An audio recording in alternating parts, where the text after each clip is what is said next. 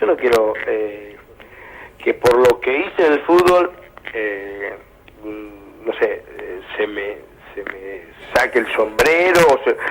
Yo no quiero eso, pero tampoco voy a permitir, Mauro, tampoco voy a permitir que se meta en la bolsa a un tipo que fue toda la vida trabajador, que laburó para 8 hijos, que cuando le hablan de los hijos llora, porque nos adora a todos, y que me lo maten. No.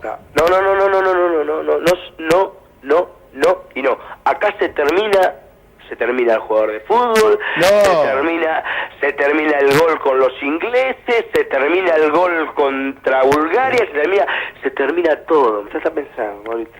Y nadie más triste que yo seguro. va a pasar mañana un cumpleaños.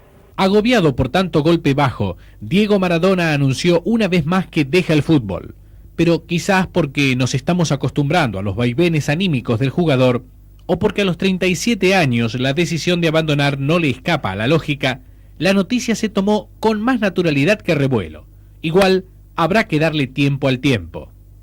Tratándose de Diego, uno siempre piensa que hay una oportunidad más o una reflexión más, pero ya el golpe fue muy duro, ¿no? Ya él se había acostumbrado por ahí a que los controles no realizados dieran positivo, pero a que le quiten la vida al padre yo creo que no se acostumbra a nadie, ¿no?